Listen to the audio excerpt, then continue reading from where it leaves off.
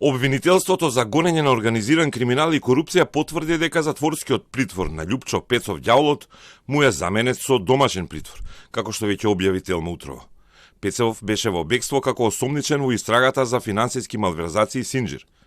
Здравствената состојба, но и сериозни сомнежи за влијание врз истрагата и осомничениот биле причина обвинителството да го прифати барањето на одбраната, велат од обвинителството за гонење организиран криминал.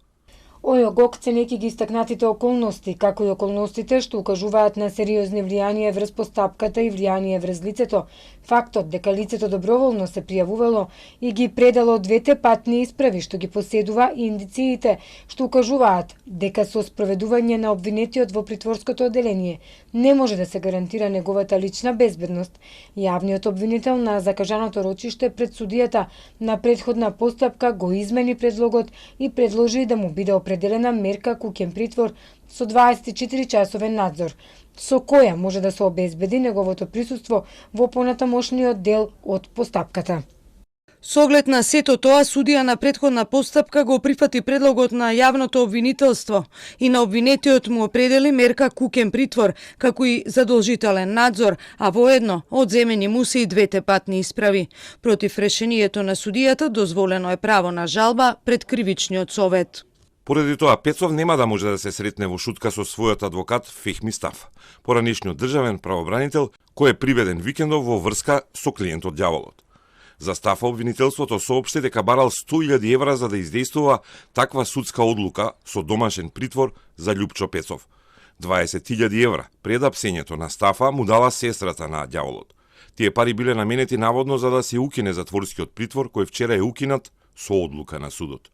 Но на почетокот на месецот, апелација не ја прифати неговата жалба и покрај тоа што Пецов понудил гаранција од 1.000.000 евра, а признал и дека има бугарски пасош и државенство, и дека во Бугарија бил преку илегален премин па се вратил.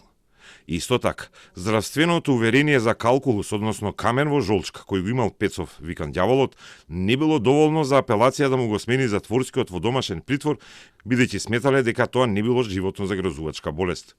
Во конкретниот случај, целта на притворот не може да се обезбеди со поблага мерка куќен притвор или друга мерка за обезбедување на присуство на обвинетиот, освен со мерка притвор, бидејќи во овој стадиум на постапката не може да ги даде резултатите и очекувањата, кои произлегуваат од примената на мерката притвор, како најстрог вид на мерка за обезбедување присуство. Одлуката апелација донела на 2 декември. На 11 декември ја доставиле во Скопскиот кривичен суд, кој вчера, 5 дена по приемот, се премислува, заедно со обвинителството, и носи нова одлука, сега со домашен наместо со затворски притвор за бегалецот. Прифатиле дека покрај каменот во жолчката, можното влијание врз истрагата и врз осомничениот од други лица и небезбедна средина во затворот Шутка, Пецов ѓаволот треба да седи дома под полициски надзор.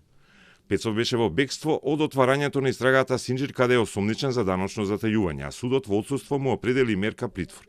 Иако со потерница тој слободно се движеше низ Скопје, одел во Бугарија, добиваше тендери со неговите фирми, а полицијата не успеа да го лоцира и уапси.